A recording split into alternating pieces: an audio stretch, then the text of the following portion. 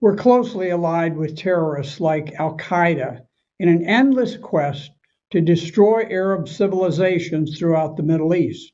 Just look at the case of Syria. Remember what Syria once was? Before the war, Syria had a nicely balanced economy. It produced most of its own industrial goods, produced its fuel and agricultural products, had very little poverty, and enjoyed thriving trade. The West loves the terrorists that the people of Syria despise. We're taught to hate President Assad because he cracked down on rioters in 2011, and they say that he gassed his people. But that's not true, because we decided to attack Syria 10 years before all of that. In 2001, Secretary of Defense Donald Rumsfeld ordered the Pentagon to draft plans to overthrow 7 countries in the Mideast, beginning with Iraq, then Syria, Lebanon, Libya, Somalia, Sudan, and finishing off with Iran. In 2006,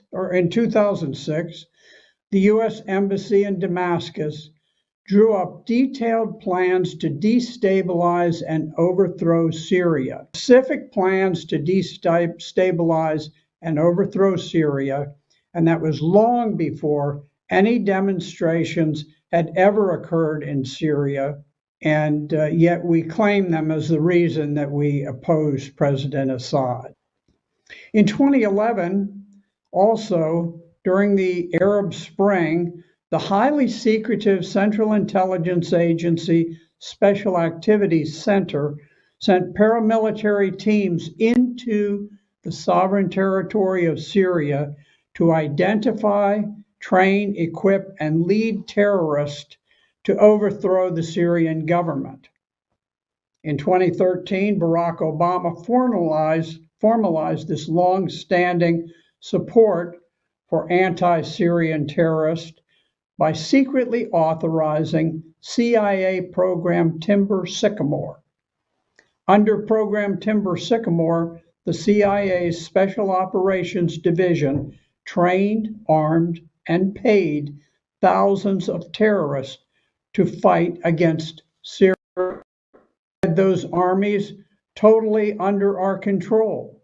And in one case, a group in Aleppo, we had paid over 1,000 of their people salaries, given them arms, given them training.